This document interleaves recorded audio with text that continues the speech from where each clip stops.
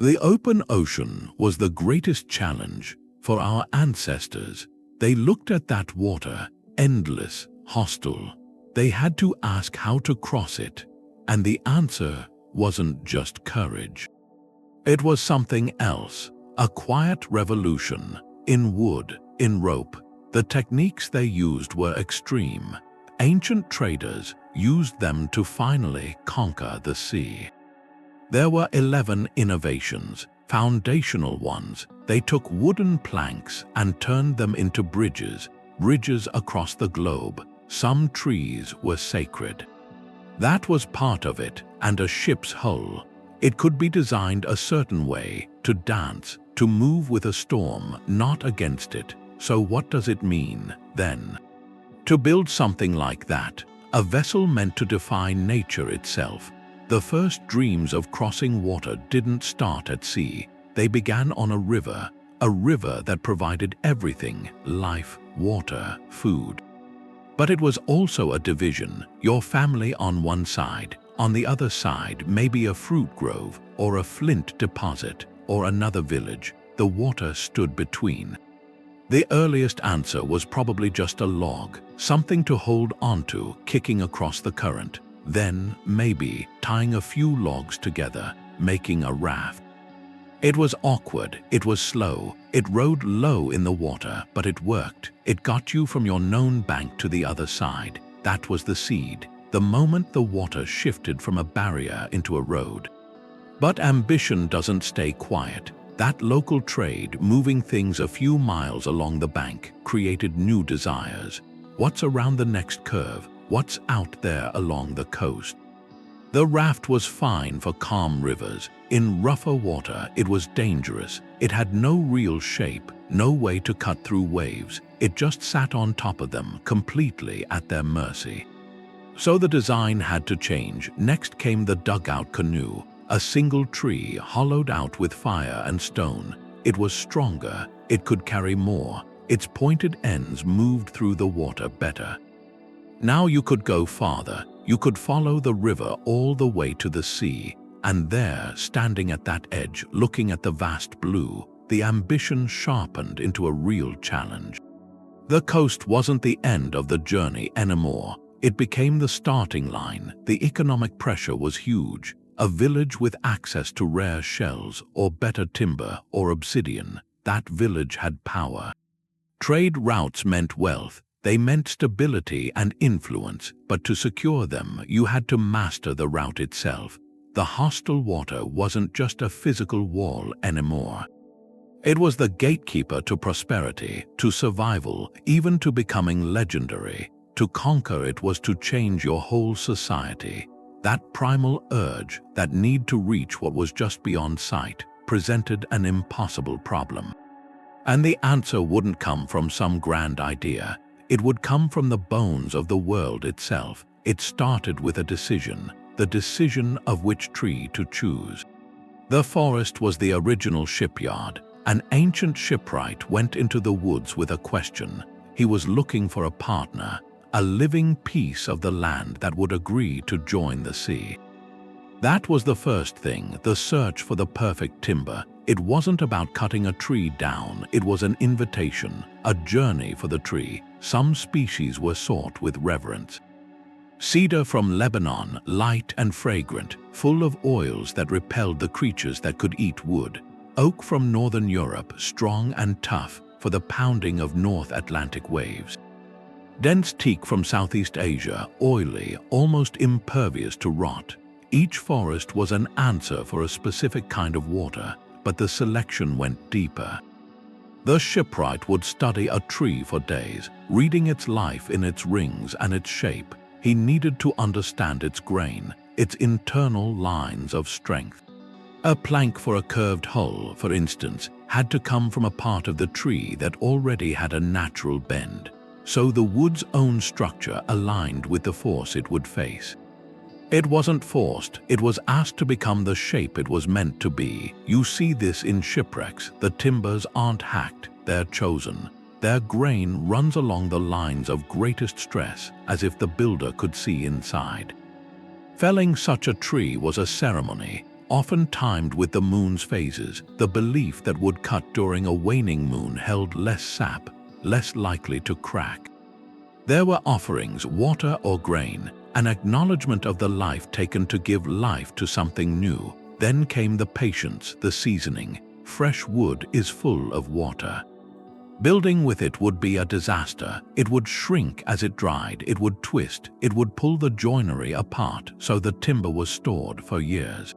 Sheltered, open to the air, letting it dry slowly, stabilizing into a material that would hold its form for generations. That partnership with the material was the backbone of everything. The shipwright started by listening to the forest, because he knew the voice of the tree would one day have to sing against the wind. The timber was ready. And then the real work started. The builder had to figure out how to shape wood for the open ocean. The answer was a single idea. A ship shouldn't fight the sea.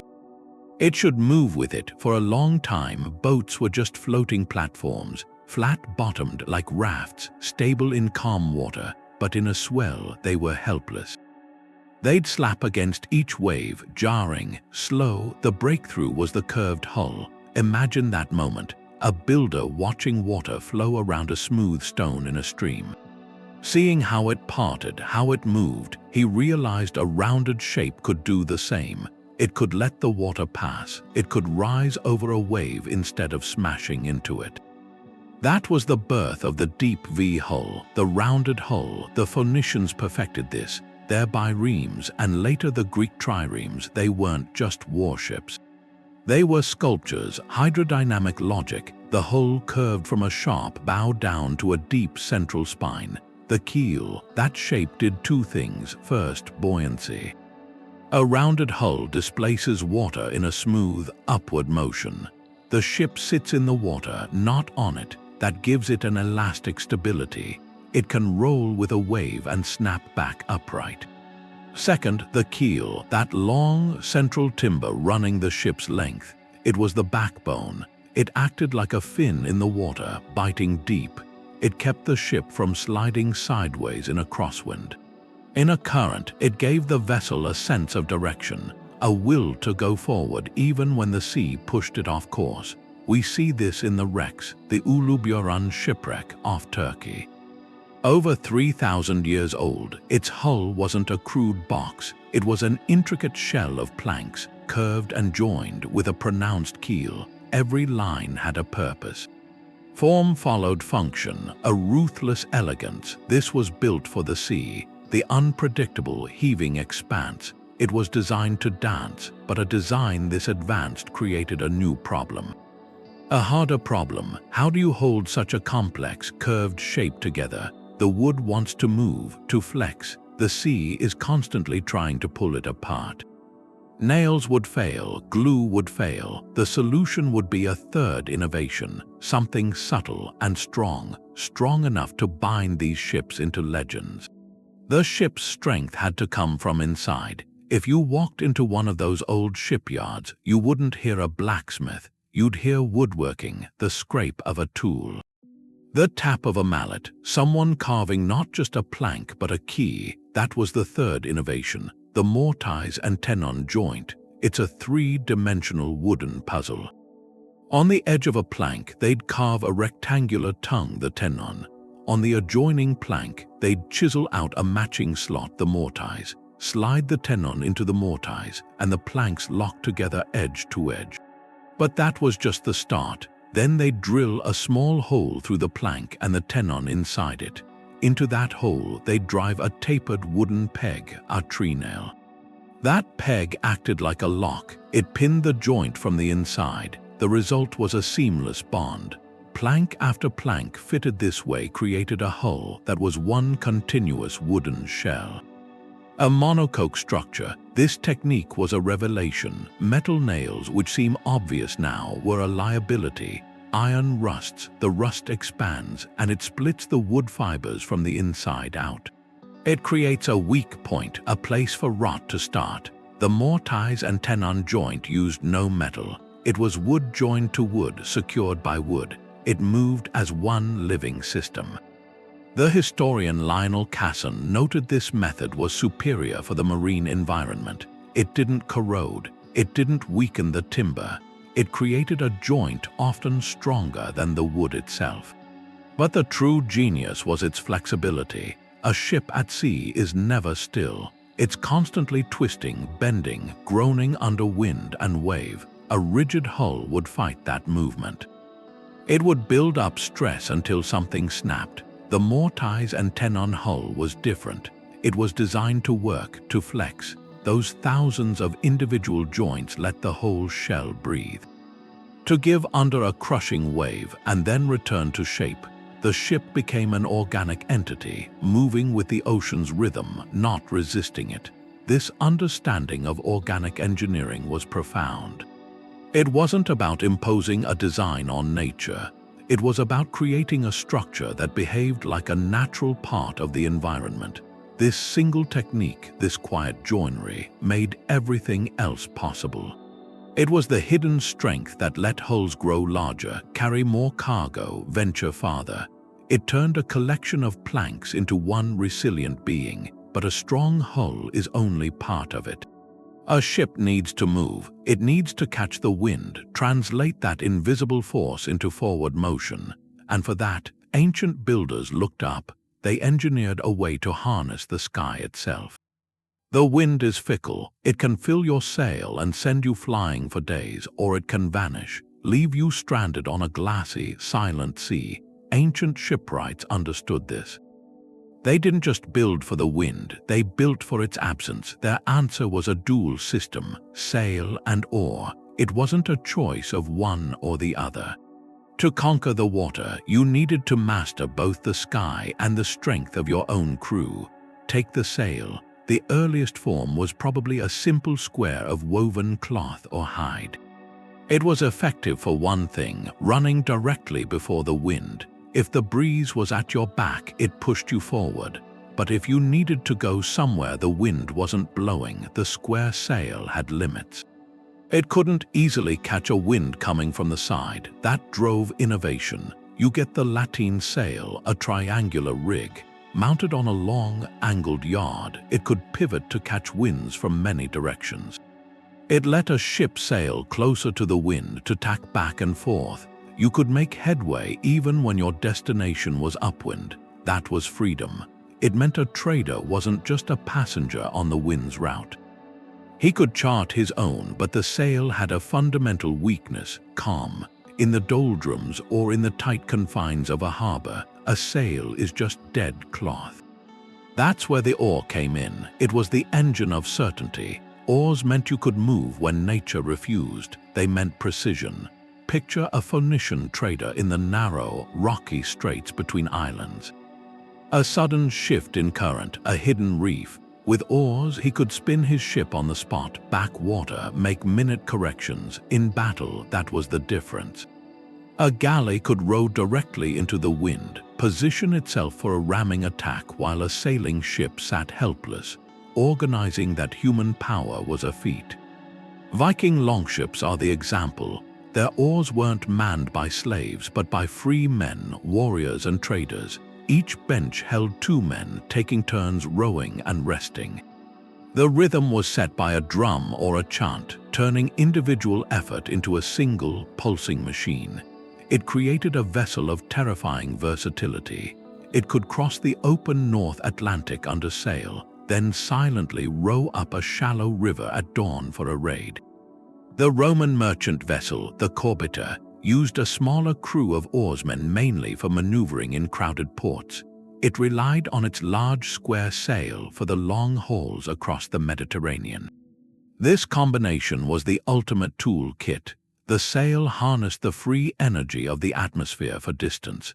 The oar provided the willful, directed power of humanity for control. A ship with both was ready for anything. A sudden storm could force the sail down, and the crew could row to keep the bow pointed into the waves. A missed landfall could be corrected under oar power alone. This duality meant ancient mariners were never truly at the mercy of their environment. They had a partnership with the wind and a backup plan written in muscle and sweat. It gave them the confidence to push beyond sight of land, knowing they had the means to respond, to adapt. Yet even a perfectly propelled ship faces a relentless, invisible enemy. One that works slowly, silently, to undo every careful joint and plank. The air in a Bronze Age port had a specific smell, thick and sharp. It was pine sap boiling in big clay pots.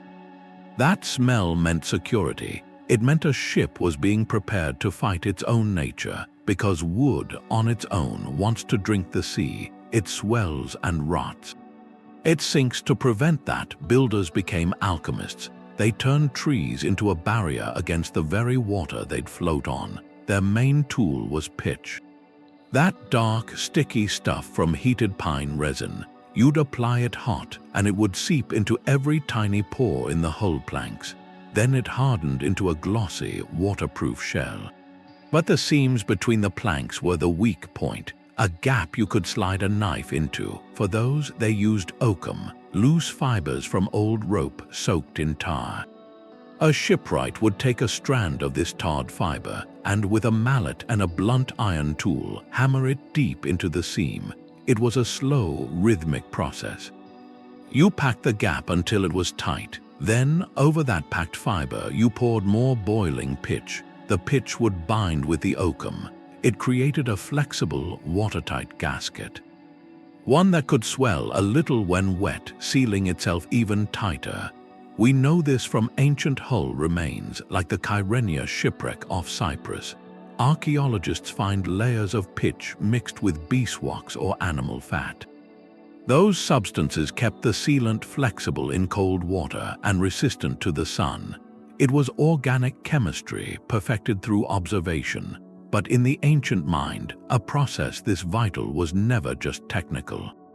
It was sacred. Sealing a hull was a rite of passage. In the Greek myth of the Argo, the ship built for Jason's quest, its protection came from divine sources. Some stories say the goddess Athena placed a magical timber in the bow. Others talk about a special pitch, a gift from the gods, or a secret recipe known only to certain families of shipwrights. This blending of ritual and recipe makes sense. You're asking a creation from the forest to survive a realm it was never meant to enter.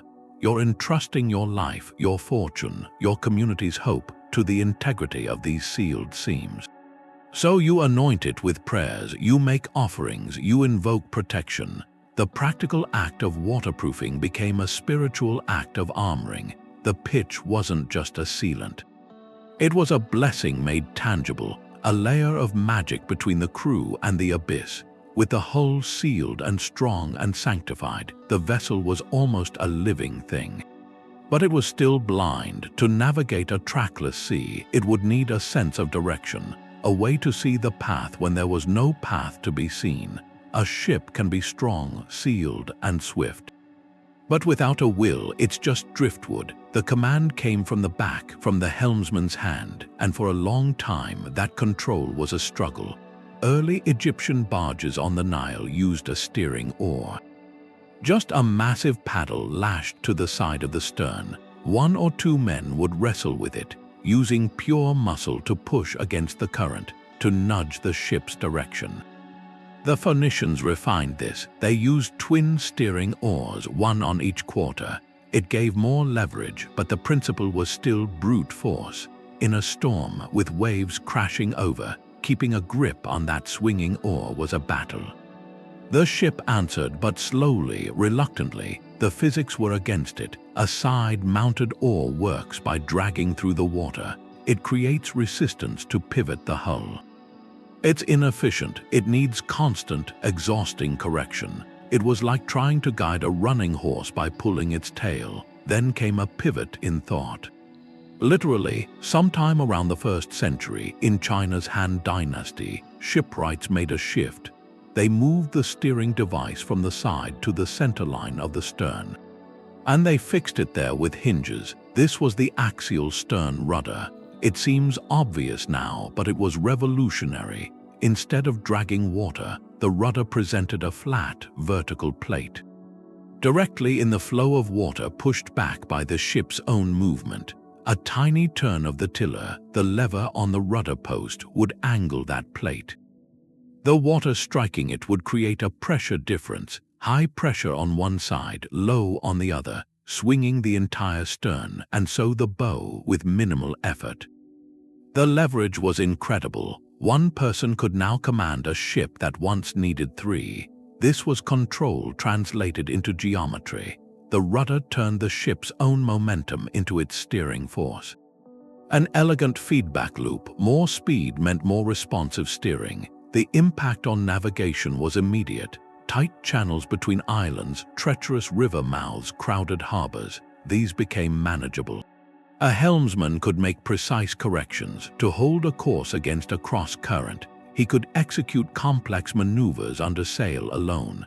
This wasn't just an improvement. It was a new relationship between the sailor and the sea. He was no longer fighting the water for direction. He was having a conversation with it, using its own energy to articulate his intent. Historians debate how this knowledge spread. Some say the idea traveled west, along the Silk Road of the seas, through the Indian Ocean, into the Arab maritime world, eventually reaching European shipwrights by the late Middle Ages.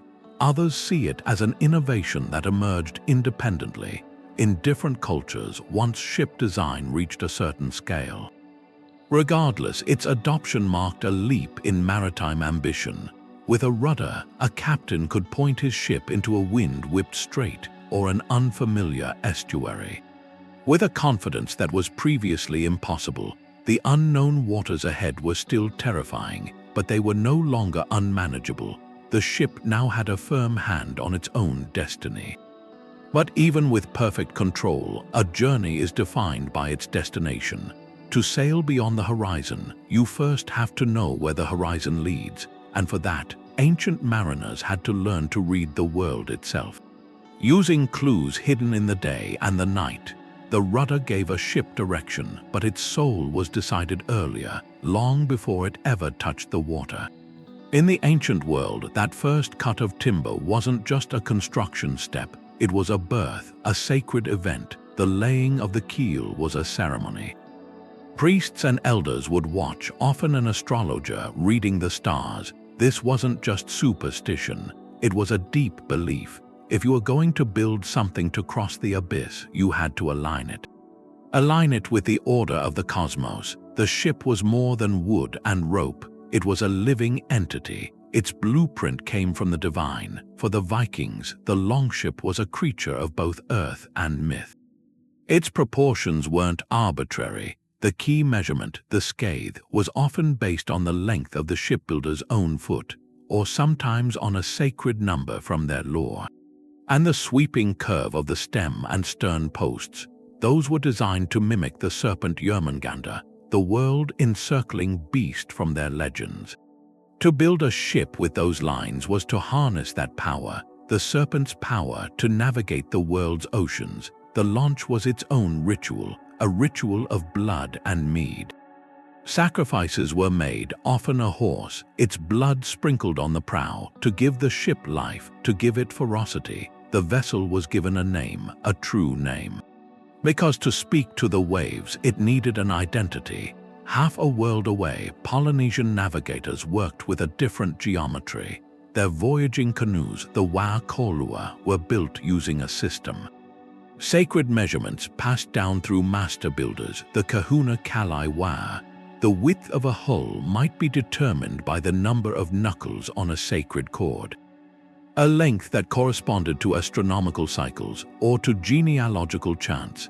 Every piece was tied, not nailed, lashed with coconut fiber, and the pattern of these lashings was itself a prayer. A physical knot that held the blessings of the ancestors, the blessings of the sea gods and the wind gods. The completion of the canoe was marked by ceremonies that lasted for days, inviting the spirits to dwell within the wood, to become its guiding intelligence. This fusion of faith and form had a purpose, a profound practical purpose. It transformed the ship from a mere tool into a consecrated companion, a sailor stepping onto a deck laid under favorable stars, blessed by priests, built to cosmic proportions. he carried a different confidence. He wasn't just riding a pile of timber, he was commanding a being with a soul, a partner in the journey that shared his fate. That spiritual armor was as critical as the physical hull. It was the belief that the universe itself was woven into the ship's joints, that its course was written in the stars it was aligned with, and it was that conviction. That deeply felt conviction that propelled the greatest ships toward the final frontier, not the coastal routes, but the vast, empty heart of the open ocean itself. That consecrated companion had a name, the Gaulos. It was the Phoenician answer to a specific demand, not for war, but for wealth. You could picture it against the sun beyond the pillars of Hercules.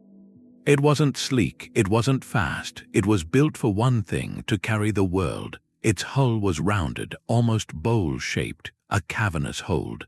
Its sides rose high out of the water, a wooden wall against the swells. This was the freighter of antiquity, a floating warehouse. Its cargo defined an era: Lebanese cedar logs, bolts of wool-dyed Tyrian purple, glassware, ivory, wine.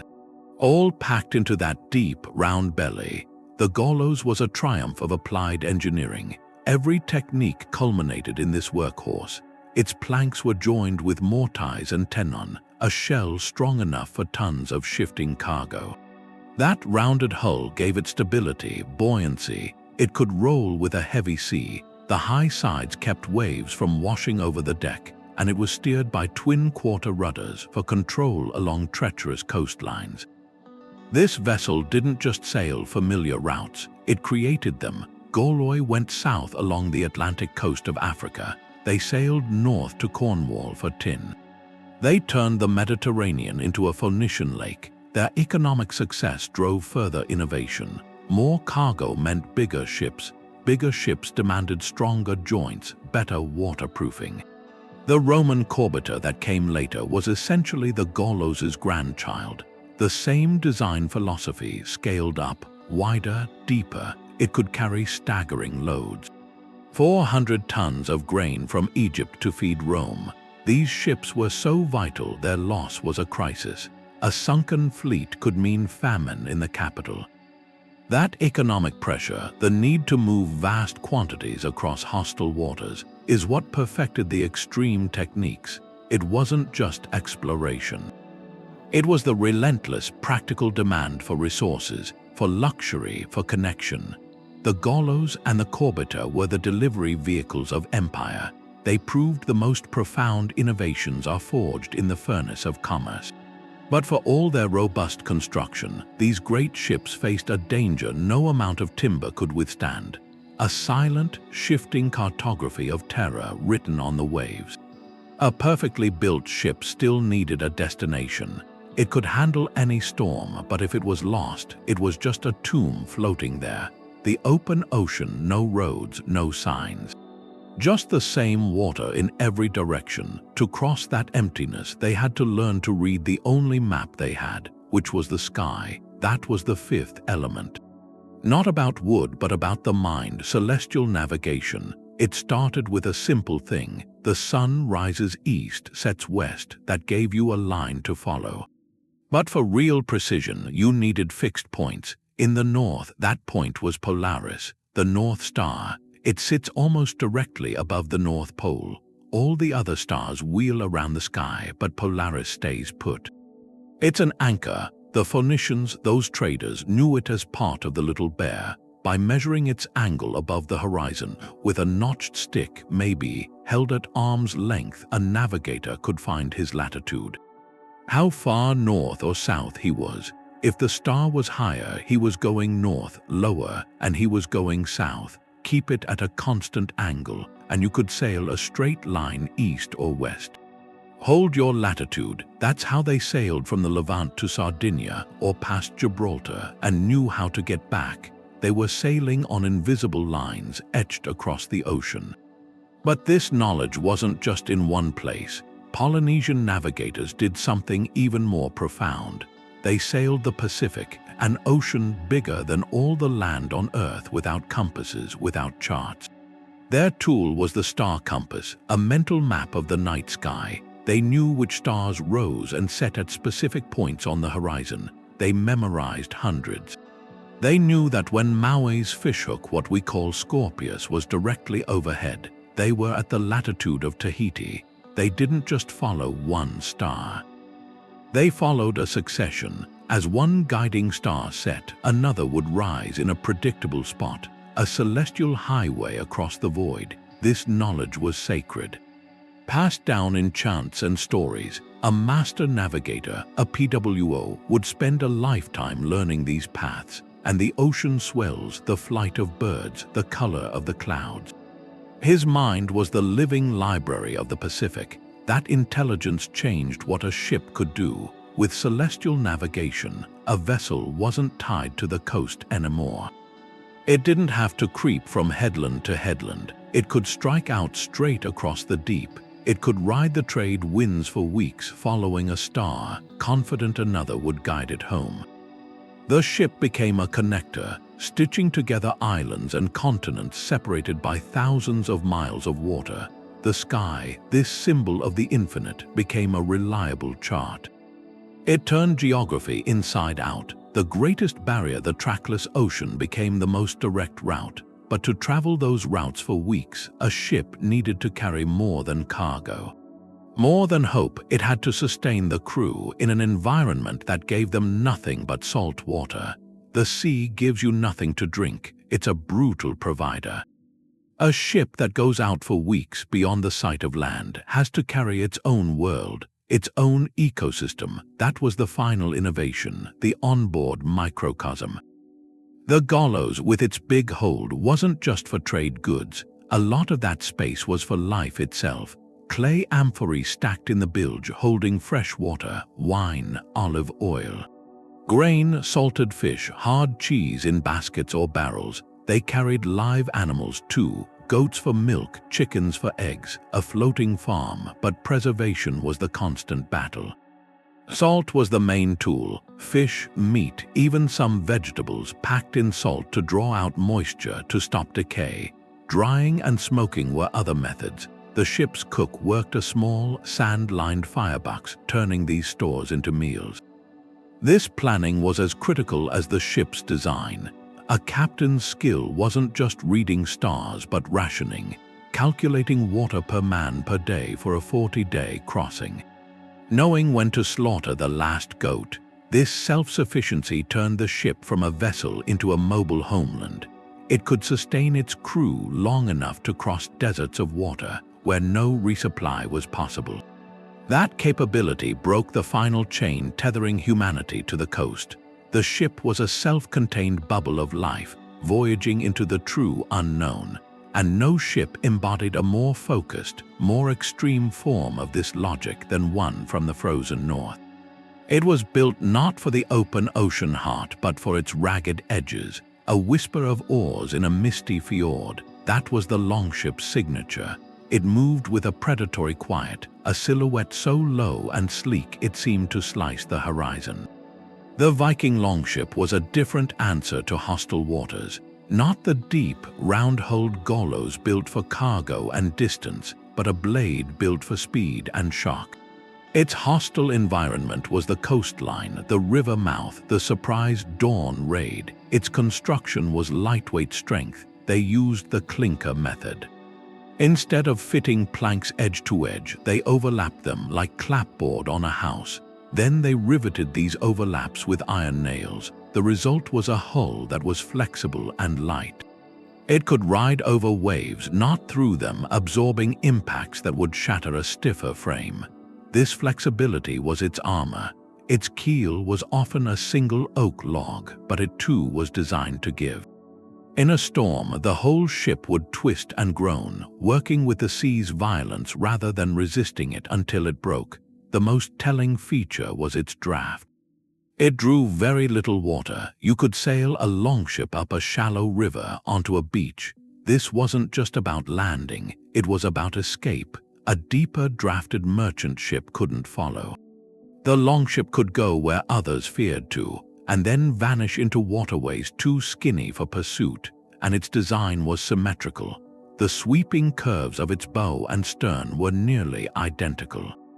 That meant it could reverse direction instantly. No need for a cumbersome turn in a narrow channel. The helmsman could just order the rowers to back water, and the ship would glide away, its dragon-headed prow now astern, staring back at a confused enemy. This lightness enabled its most audacious tactic, portage. When a river became too shallow or was blocked, the crew could simply drag the ship over land. They'd roll it on logs, they'd carry it, they moved their highway across the earth itself. This turned geographic barriers into mere inconveniences. A mountain range or a forest was no longer an end to a journey. It was just a slower part of the route, so the longship conquered not the ocean's vastness, but its fringe. It mastered the unpredictable interface where land met sea. It was the ultimate raiding craft, but also the ultimate exploratory vehicle for coastlines and river systems. It represented an extreme adaptation to a specific hostility. Not the open ocean's crushing storms, but the close-quarters danger of uncharted shores and sudden shallows. It proved that to conquer the water, you sometimes had to be willing to leave it altogether. That flexible shell had a limit. You could only build it so large before it lost its strength. A ship's real endurance came from what you couldn't see. Its bones for centuries, the method was shell first. Craftsmen would lay the keel, then fit the planks edge to edge, building the curved hull like a basket. The shape came from the builder's eye. It was art, but it was slow, and the ship's strength depended entirely on that outer skin. Then there was a shift in thinking. What if you built the skeleton first? This was frame-first construction. Instead of starting with the shell, you'd erect a rigid internal framework first. A backbone of keelson over the keel, ribs or frames rising from it like a spine. This skeleton defined the ship's shape from the inside out. Only then would you nail the planks, the skin, onto that pre-existing form. The Romans perfected this for their massive merchant ships, the corbuta. The impact was profound. First, it allowed for standardization. With a frame dictating the shape, less experienced workers could build sections at the same time. It moved shipbuilding from a bespoke craft toward something like early industry. Second, and most crucial, it created unprecedented strength. That internal skeleton acted as a distributive network. When a wave hit the hull, the force wasn't just hitting one plank. It was transmitted along the ribs, shared across the entire framework, dissipated throughout the structure. The hull became a unified, load-bearing entity. This is what let ships grow to staggering sizes. A Roman corbuta could be over 150 feet long, carrying hundreds of tons of grain. It could support the weight of siege engines or later, the heavy timber castles and cannon of medieval warships. The frame absorbed stresses that would have shattered a shell-built hull. Think of the difference between an eggshell and a bird skeleton. The egg is strong in a specific curved shape, but fragile to a point impact. The bird's bones create a resilient structure that can withstand forces from any direction. The frame-first ship was that bird. It could bear the constant, groaning pressure of a heavy sea, the strain of a full cargo hold, the violent recoil of mounted weapons. This invisible architecture didn't just make ships bigger, it made voyages more reliable.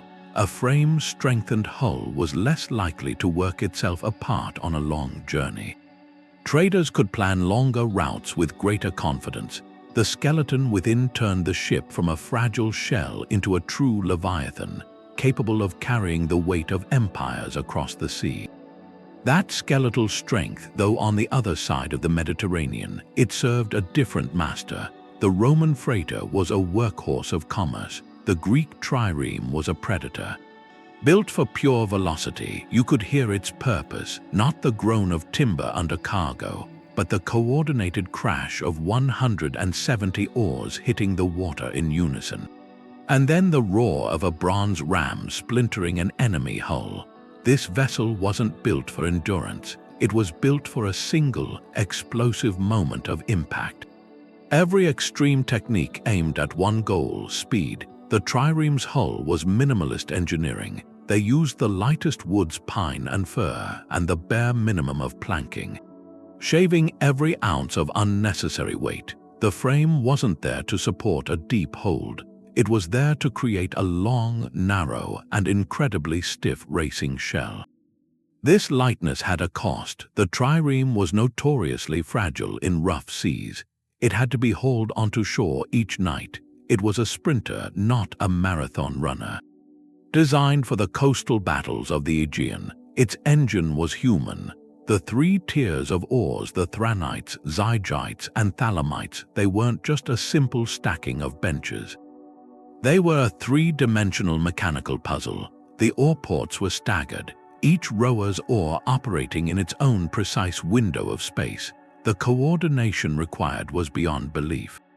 One man out of rhythm could tangle a dozen oars. They trained for months, moving as one muscle under the beat of the Kelusts, the rowing master. This wasn't the endurance rowing of a Viking longship.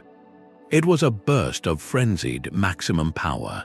The Deekplus a full-speed dash to ramming velocity, and the ram was the reason for it all. That bronze-beaked weapon wasn't just a pointed prow. It was a sophisticated, reinforced extension of the ship's keel. The entire forward section of the hull was built as a single, solid mass of timber around the ram's core. The goal wasn't to puncture, it was to smash, to strike an enemy's side at speed and shear off his oars in a cloud of splinters, leaving him dead in the water. Helpless, the Trireme itself was the projectile. Every design choice, from its flimsy hull to its orchestrated human engine, served that final, violent kinetic transfer. This was the absolute zenith of specialized ancient engineering. Where the Gaulos was a generalist built to survive the sea's moods, the Trireme was a single-purpose tool. It pushed material science and human organization to their absolute limits, for a fleeting advantage in battle. Shipbuilding not as a means of connection, but as an instrument of focused, overwhelming force. Yet for all its terrifying efficiency, the Trireme's dominance was brief. It was too expensive, too specialized, too fragile. It could rule the narrow seas, but it couldn't conquer the open ocean. That final conquest required a different kind of vessel altogether, one born not in the warm, familiar waters of a homeland sea, but in the face of the ultimate unknown. A single sail is just talking to the wind. To really argue with it, you need more.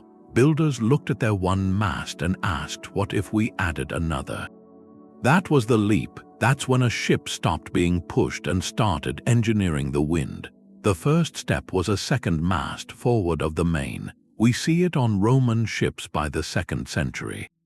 A smaller foremast angled forward. The effect was balance. The wind's force was distributed. No longer all the pressure on one spot, threatening to capsize in a gust. The ship became stable, manageable, but the real change was in the angles. With 2 sails, you could set them to complement. Trim one for a wind from the port side, the other from a slightly different angle. That let the ship sail closer to the wind's origin, make headway against it in a series of zigzags, tacking. It gave options. If a storm threatened, you could reduce sail quickly by lowering 1 yard. If a mast was damaged, you had a backup. Redundancy was built in. This principle reached its peak elsewhere. The massive Chinese junks medieval period often carried 4, 5, even more masts.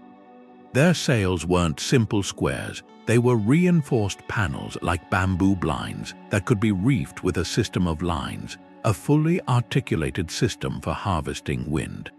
Each mast had its own sails, adjusted together to create a perfect profile for any condition. But the masts were just the pillars. The intelligence lived in the web of ropes. The rigging, each line had a name, a function. Halyards hoisted the yards up. Sheets controlled the lower corners, pulling in or letting out. Braces angled the entire yardarm, changing the sail's angle to the wind. To stand on the deck was to stand inside a living machine, a machine of knots and tension. A skilled crew could, in minutes, transformed the ship from a vast wind catcher for a following breeze to a tight shape for beating against a headwind. They didn't just ride the weather, they negotiated. This mastery turned the atmosphere from a fickle force into a predictable engine. The wind wasn't a yes or no proposition anymore. It became a spectrum of power carefully metered out. With multiple masts and complex rigging, a ship's range multiplied. Journeys that were gambles became reliable passages. The sea lanes grew busier, tighter. Yet for all this command over the wind, the ancient mariner still faced a void once the coast disappeared. His greatest tool for crossing that emptiness wasn't wood or rope. It was knowledge passed down, a map written in the waves. The treasure junk was a floating city. These were the largest wooden ships ever built during the Ming dynasty. To see one in Quanju preparing to leave was like watching a mountain get ready to sail. The scale didn't make sense, over 400 feet long. 9 masts like a forest with sails of red silk and bamboo. Hundreds in the crew, diplomats, scholars, soldiers. It was a statement, imperial power and confidence, built for one thing, to carry China's wealth and prestige all the way to Africa and Arabia. The real engineering was hidden inside the hull. European ships used a strong outer shell and an internal frame, but the Chinese approach was different. They used watertight bulkheads. They built solid wooden walls inside the hull, sealed them with lime and oil, creating separate compartments. So if the hull was punctured by a reef or in battle, only one section would flood. The rest stayed dry, the ship would stay afloat. It was a simple idea. It also braced the whole structure, made it stronger. That innovation wouldn't appear in Europe for centuries. For the crew, it meant something practical, confidence. A single accident wasn't necessarily fatal. Controlling a ship that large required its own solution. The Chinese sternpost rudder, it wasn't a steering oar on the side. It was a massive, balanced blade mounted right on the centerline at the stern. They could raise it or lower it with a windlass system.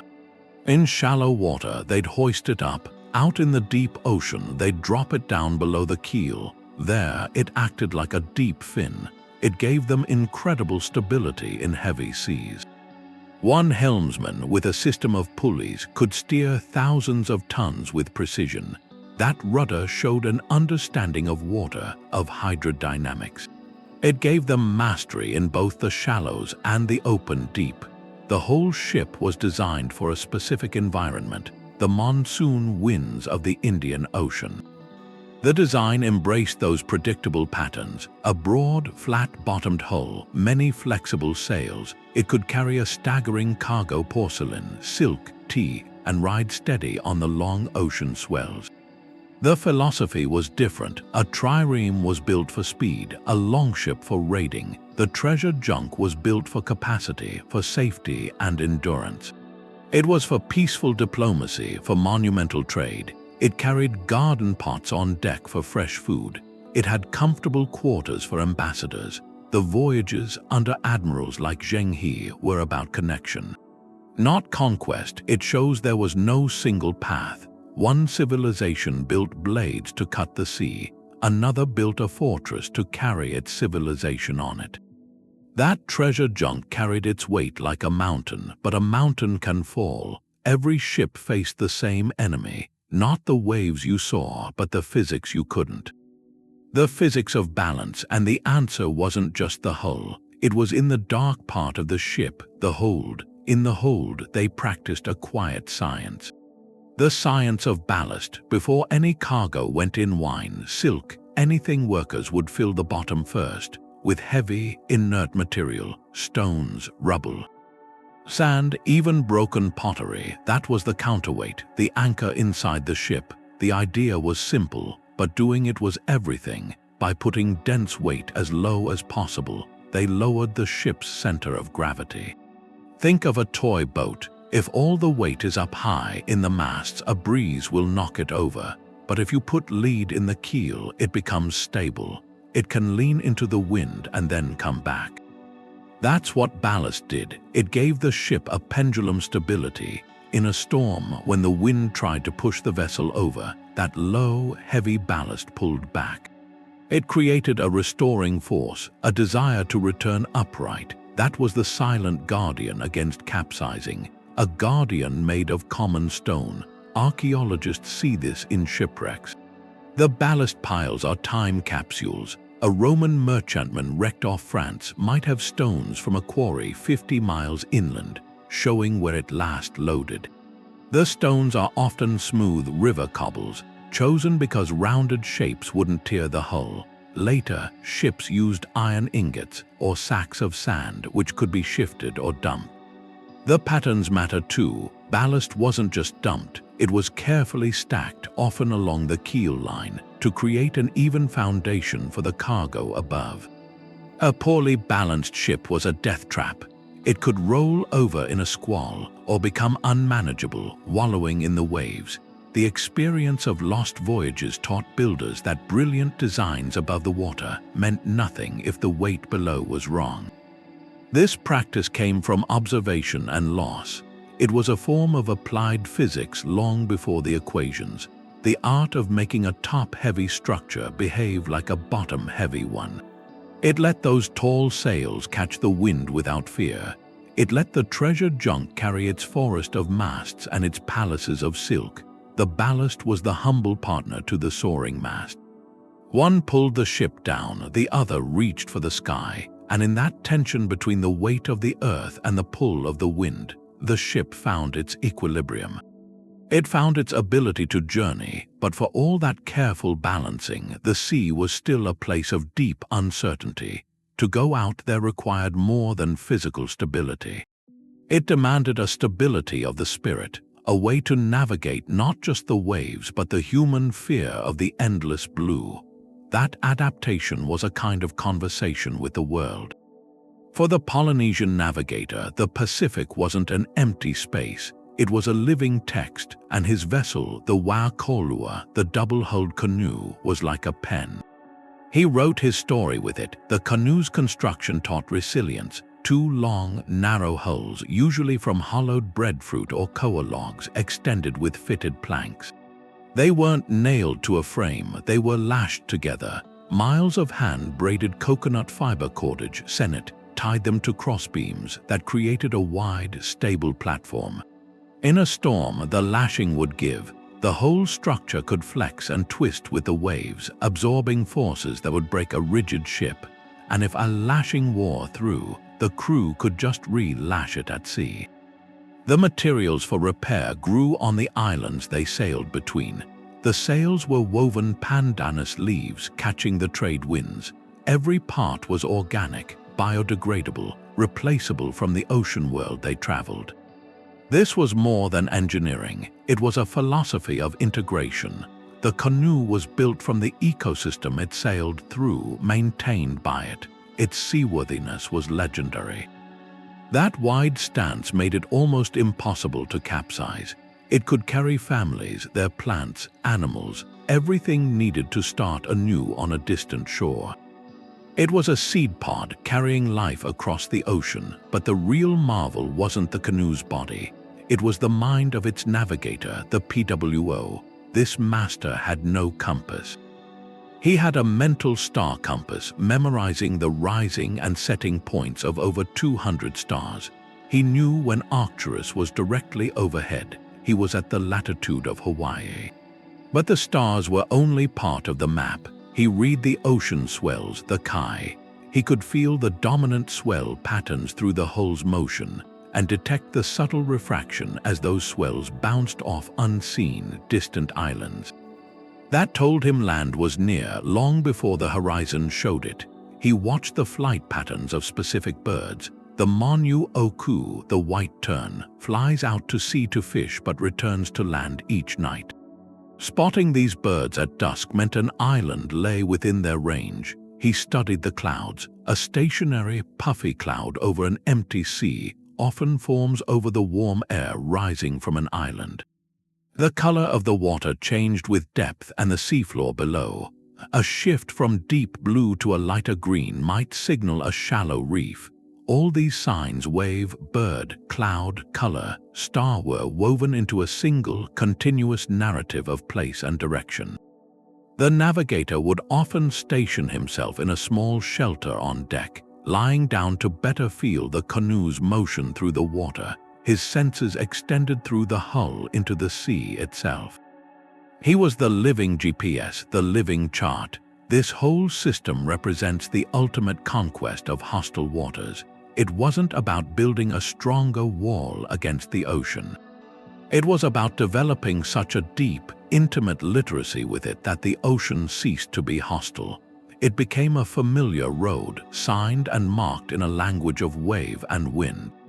The canoe and the navigator were one system, a fusion of adaptive design and accumulated wisdom. It allowed humanity to settle the last great frontier not by force, but by profound, respectful understanding.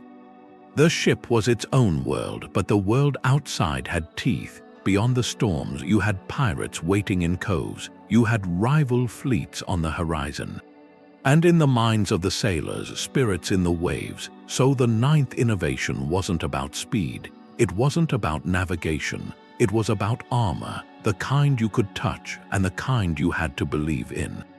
It started with a promise of violence cast in bronze, the ram. On a Greek or Roman warship, this wasn't decoration. It was the entire reason for the ship's design.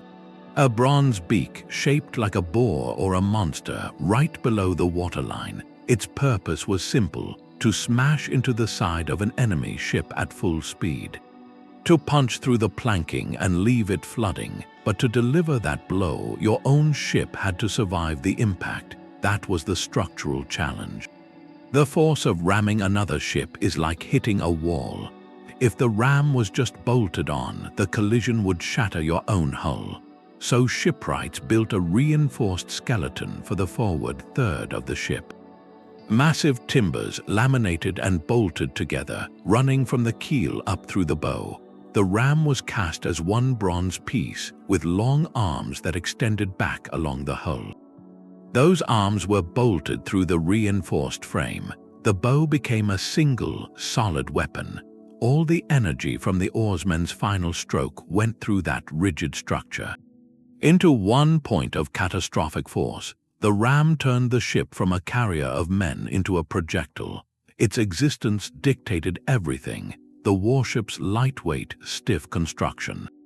It was shipbuilding for a single, brutal function, but most ships weren't warships. They were traders, fat with cargo, slow. Their protection had to come from height. From sight, so you get the castle. On the high-sided cogs of the medieval North Sea, builders added raised wooden platforms at the bow and stern, the forecastle and aft castle. They started as simple fighting platforms. From up there, archers could rain arrows down on boarders. They were lookout posts for a few extra seconds of warning. Over time, these structures became enclosed, integrated into the hull. They were the ancestors of the multi-decked ships to come. The castle was a declaration. It said this ship is not just a transport, it is a defensible position, a floating fortress that could make a pirate reconsider the cost. Yet for all the physical armor, the ram and the castle, the most common protection was symbolic. It was the eye. From the Nile to the Aegean to the South China Sea, ancient prows were painted with great, staring eyes. On Phoenician ships, they were large and stylized. On Chinese junks, fierce and detailed, the belief was almost universal. A ship needed to see its way through treacherous channels, to spot hidden reefs, to watch for monsters from the deep. More than that, the eyes were apotropaic. They were meant to ward off evil. The malicious spirits in whirlpools or storm clouds would see those unblinking eyes staring back and be frightened away. It was a spiritual shield. The same logic applied to the carved animal heads on Viking longships, the snarling dragon or serpent, not just to terrify enemies on shore, but to confront the hostile spirits of the land and see they were invading, to show the vessel carried its own fierce guardian spirit within its form. These features, the ram, the castle, the eye, they show the dual nature of the threat. Hostile waters meant physical dangers, reefs, pirates, enemy ships. But they also meant psychological terror, the vast unknown, the capricious gods of the ocean. Extreme shipbuilding had to answer both. It forged bronze for the battles you could fight, and it painted eyes for the fears you could only imagine. Every voyage was a contest against seen and unseen enemies, and the ship was the crew's only weapon. And their only talisman. Bronze built empires, but it was a partnership. Copper by itself was soft. You mix it with tin, and it becomes strong, resilient. The right material for weapons, for tools, but those two metals, they almost never showed up in the same place. Copper came from Cyprus, from the Alps. Distant mountains. Tin was even rarer. One of the few big sources in that ancient world was way out at the edge. The misty, rain-soaked islands of Cornwall. In what's now Britain, to get bronze, you had to connect those points across a hostile sea. That connection was worth any risk. A kingdom with steady bronze had an unstoppable army. A trader who controlled the route had unimaginable wealth, so they sent ships not for exploration. These were desperate, calculated missions of commerce. The vessels that made these runs from the Levant all the way west, they had to be tough. They carried heavy cargo, raw copper ingots shaped like ox hides for stacking. They needed hulls that wouldn't flex too much under that weight. They needed storage to keep the metal dry because wet copper corrodes, and they had to be reliable. To make the journey not once, but as a regular circuit, the profit justified the engineering. Builders made ships wider, deeper holds. They reinforced the keelson, that internal spine, for the extra load. They perfected waterproofing, knowing a single leak could ruin a fortune in raw metal. This was innovation driven by economic hunger. The tin trade created a highway of risk and reward, thousands of miles long. And the ships evolved to run it. Then there was another color, purple, not just any purple, Tyrian purple, a dye so vivid it didn't fade. In the ancient world, it was worth more than its weight in silver. The source was unlikely and gruesome. It came from a small sea snail, the murex, thousands of these shellfish for a single ounce of dye. The process was slow, laborious, famously foul-smelling, but the result was a color that screamed power, divinity. Roman emperors wore it, born to the purple, meant destined for the throne. The Phoenicians, in cities like Tyre and Sidon, they guarded the secret, the locations of the best shellfish beds. Their entire maritime identity was built, in part, on this one luxury good. To monopolize it, they needed ships that could do two things: fast, shallow draft vessels to harvest along rocky coastlines, and sturdy, capacious merchantmen to transport the dyed wool and cloth across the Mediterranean.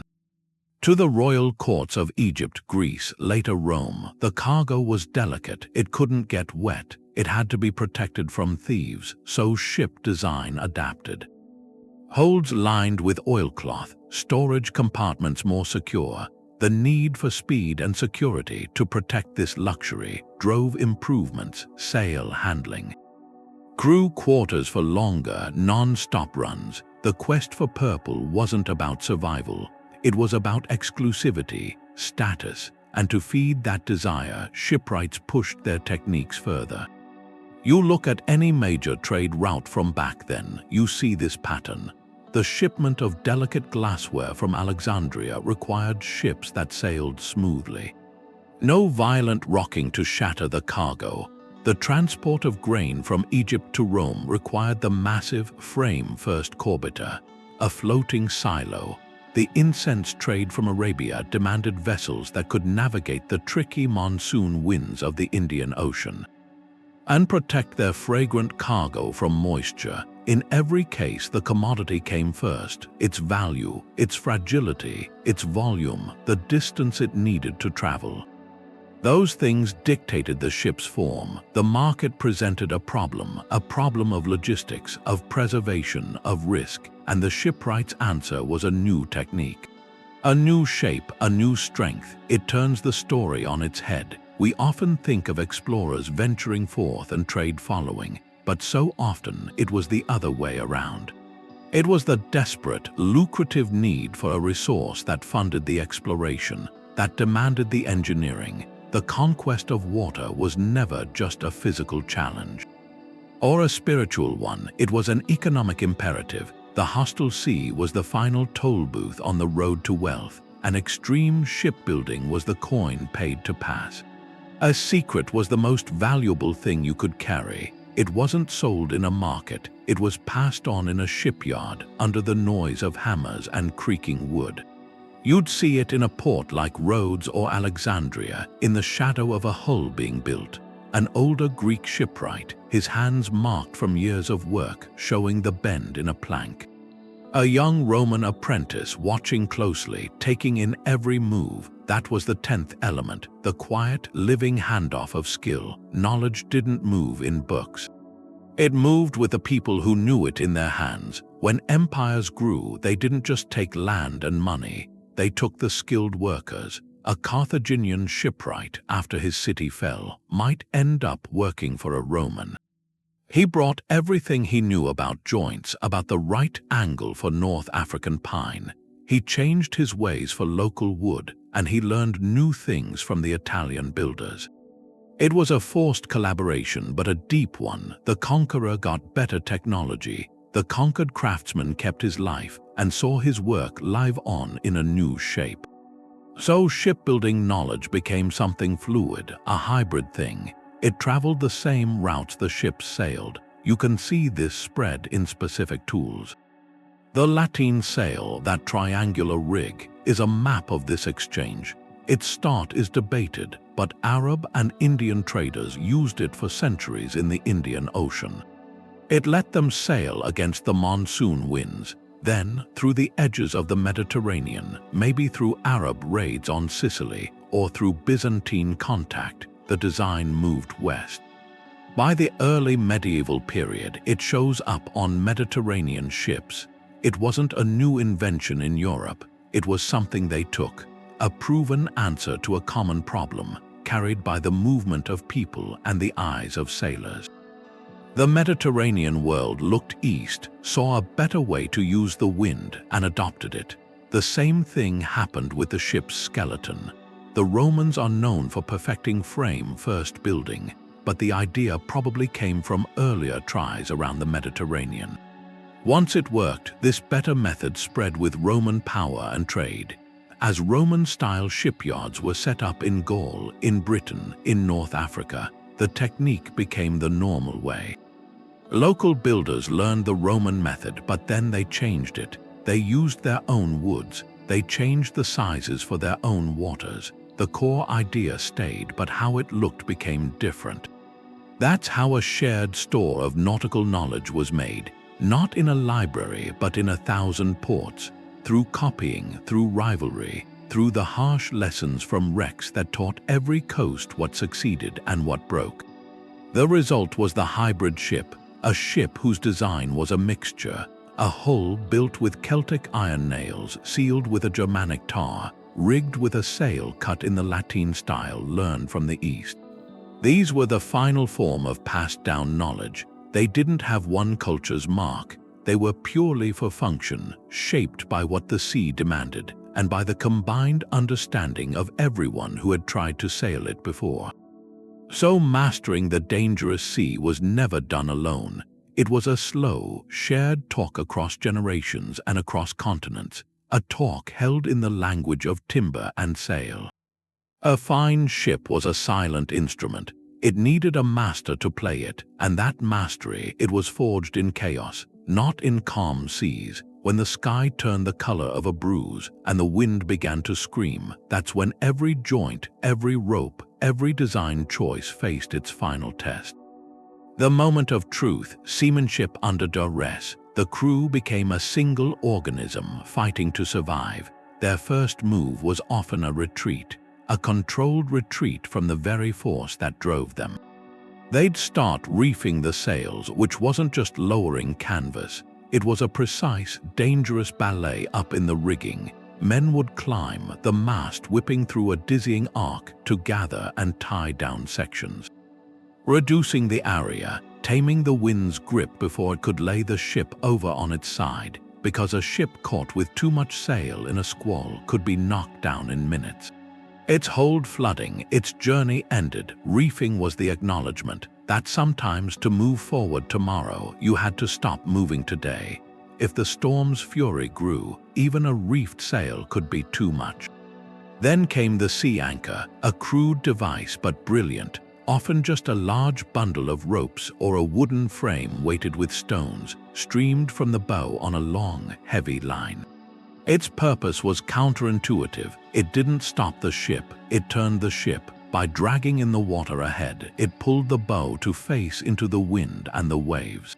And that was critical. A ship taking waves broadside could roll over and sink. By pointing into them, it could ride up and over each crest. The sea anchor gave just enough drag to keep the vessel in that orientation, letting it weather the storm by yielding to it. You see this in accounts from the Roman era onward, a testament to a hard-won understanding of hydrodynamics, of survival. But the most desperate measure was the one that broke a captain's heart: jettisoning the cargo.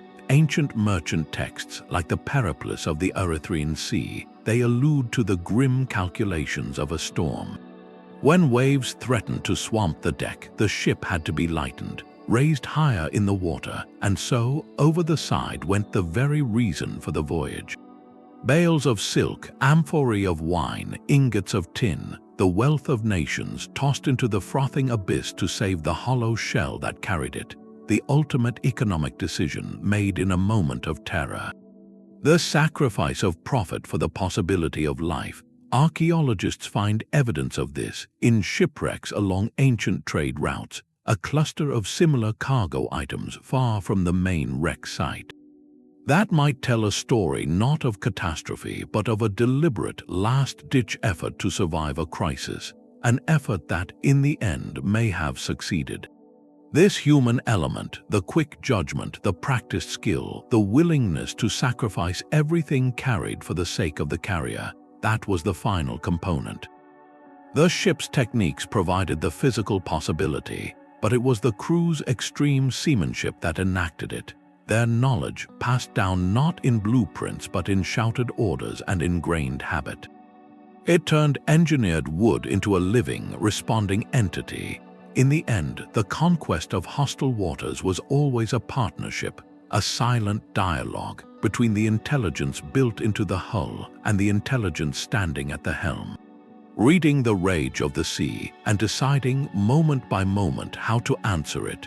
Beneath the Mediterranean, under the sunlight, there's another kind of archive. Dark, quiet, perfectly preserved. A shipwreck isn't a grave, it's a snapshot, a moment of crisis frozen, then sealed under silt and salt for thousands of years.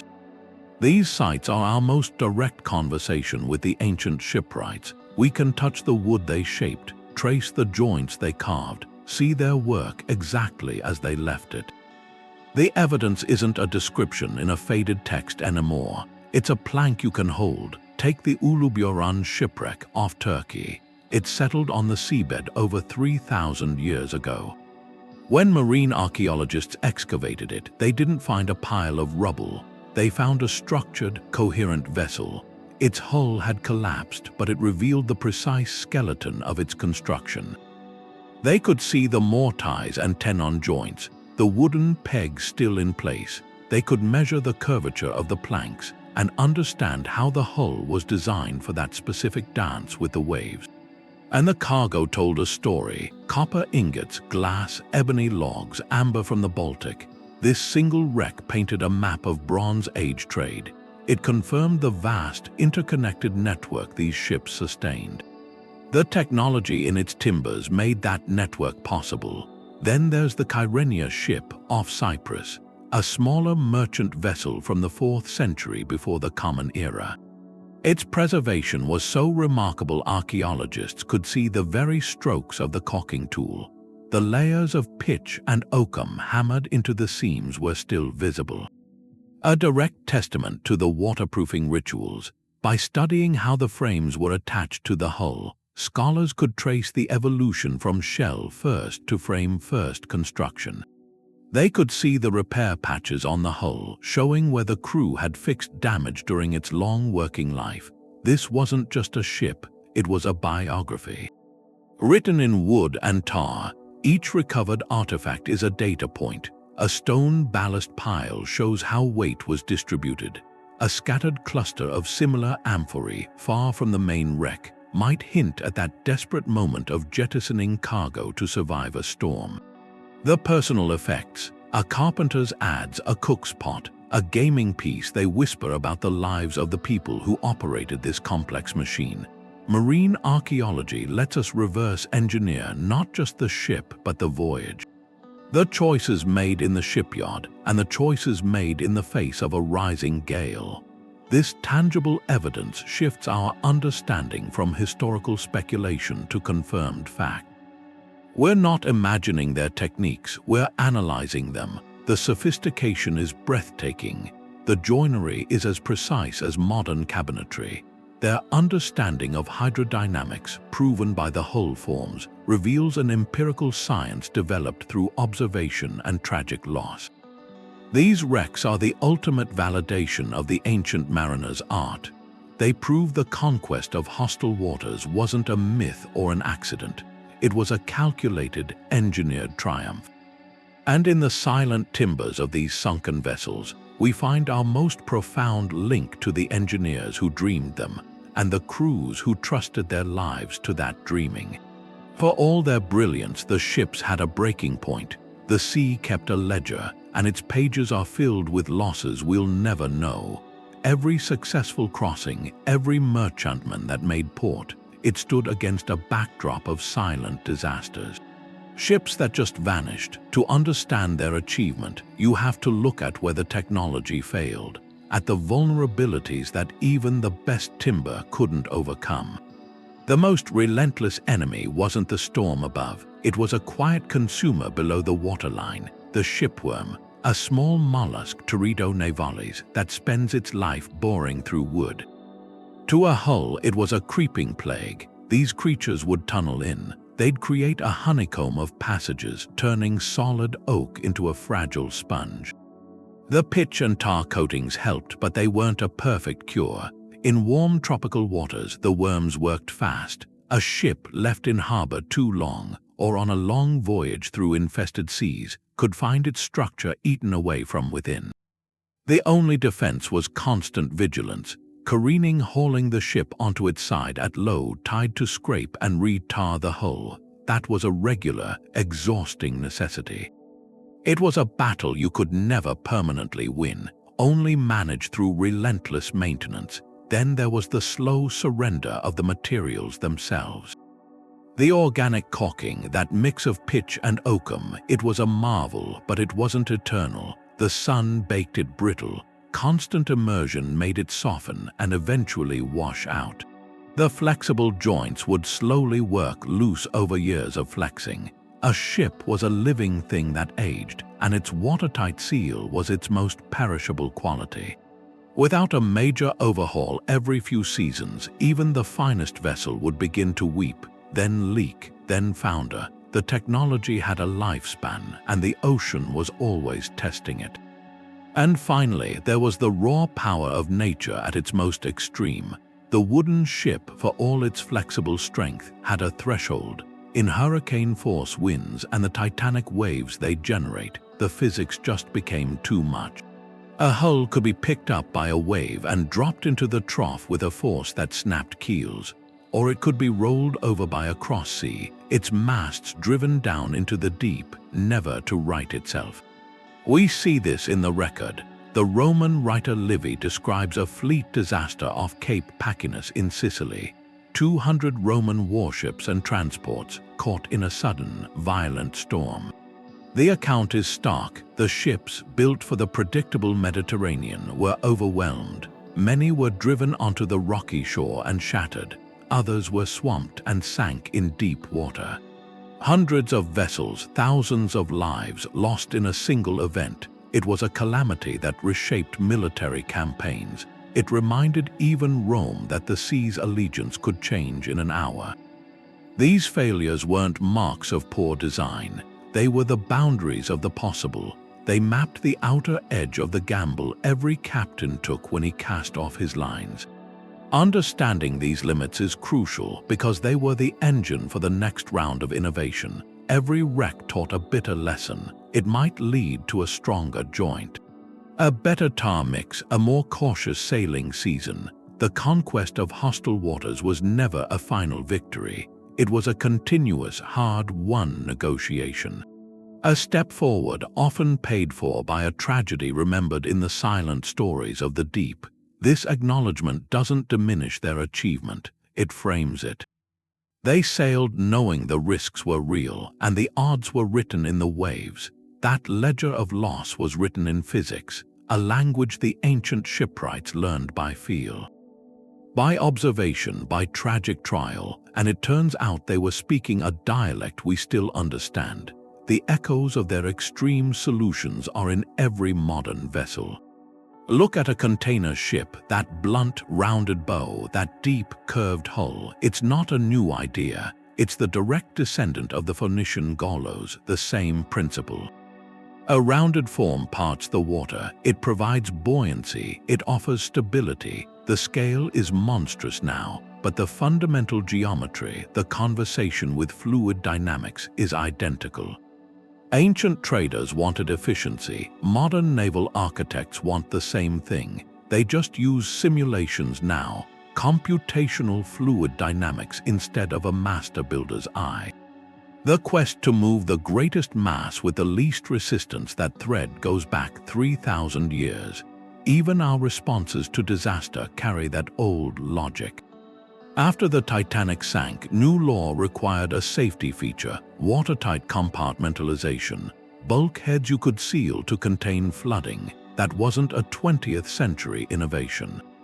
It was a rediscovery. Chinese treasure junks of the Ming Dynasty used that exact system. Solid internal walls sealed with lime and oil, separate chambers so a breach wouldn't doom the whole ship. The modern rule is a high-tech homage to a centuries-old solution, born from the same need: preserve the ship, save the lives inside. The materials are steel now, not timber.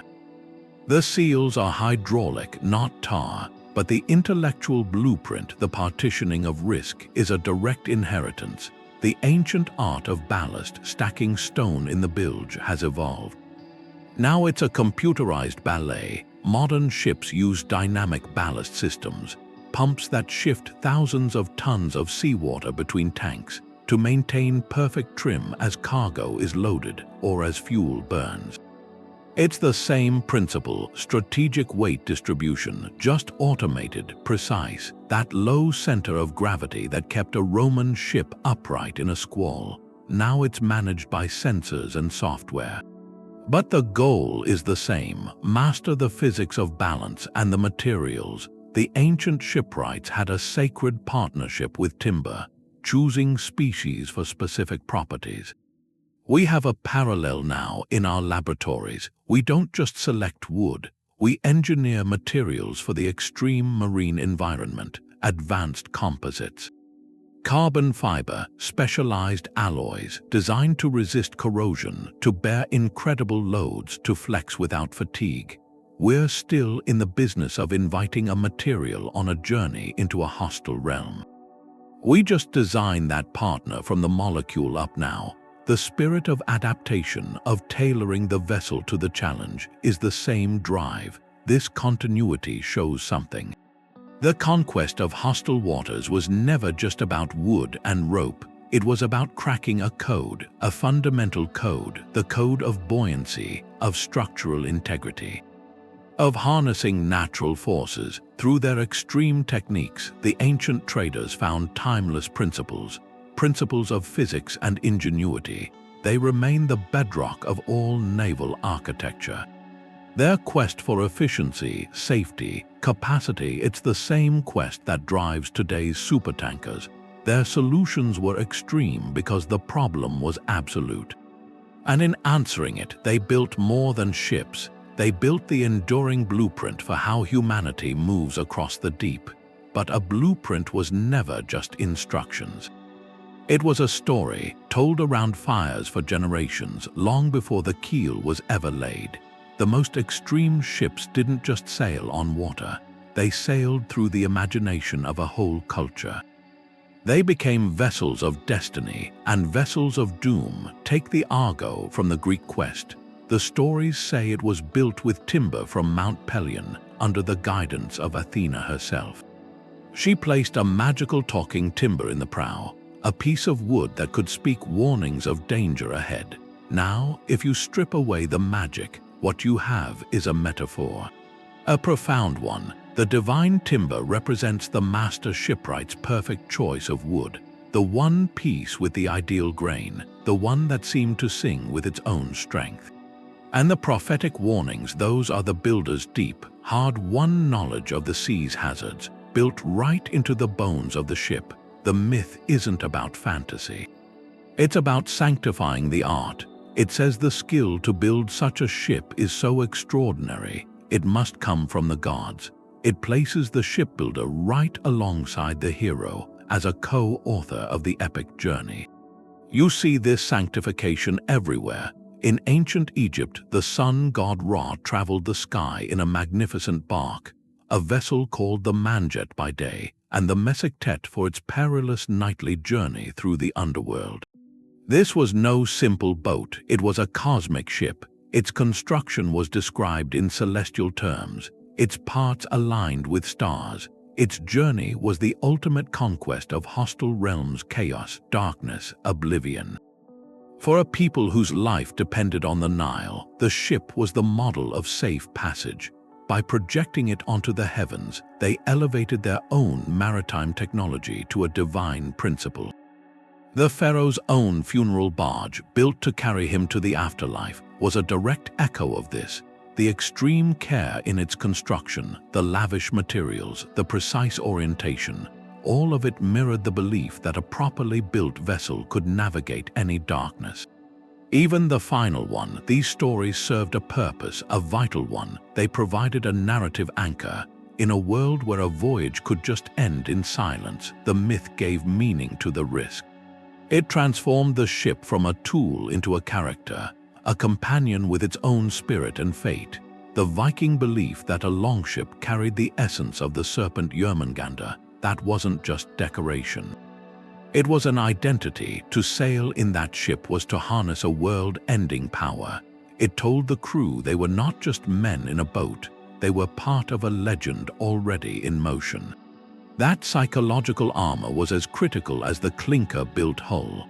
It turned fear into ferocity. And then there are the stories of doomed ships, like the Flying Dutchman condemned to sail forever. Or Odysseus's vessels wrecked one by his men's folly. These are the counter-narratives. They encode the consequences of hubris, of ignoring the hard-won rules of seamanship. They are cultural memories of real disasters wrapped in allegory. They remind the listener that the sea's conquest is always temporary, a pact that can be broken by arrogance. The technology is supreme, but it is not sovereign. The myth holds both the triumph and the warning in balance. So when you trace the line from a shipwreck like Uluburun to the Argo's tail, you see the complete picture. The extreme techniques, the joint, the hull, the sail, they solved the physical problem, but the myths solved the human one. They answered the terror of the deep with a story of divine partnership. They gave the shipbuilder a place among heroes, and they embedded the courage to build and to sail into the very heart of what it meant to be a culture. The ship became more than transport. In legend, it became the vehicle for humanity's oldest, most audacious dream, to build something so sound, so sacred, that it could carry a hero's hopes across the abyss and into the stars themselves. The shape of a ship is something the sea decides. We've seen it from the sacred timber in the Mediterranean to the star-guided canoes of the Pacific. It's a fusion, observation, innovation, courage, all of it woven into the hull and the sail. These weren't just improvements, they were a quiet rebellion. A collective one against the planet's greatest barrier. Each culture looked at its own stretch of water and asked a different question. The Phoenician asked how to carry the most. The Polynesian asked how to read the signs. The Viking asked how to strike and vanish, and from those questions came vessels, as distinct as the cultures that built them, but united by a single purpose: to defy the ocean and claim its pathways. What these pioneers achieved was more than transportation.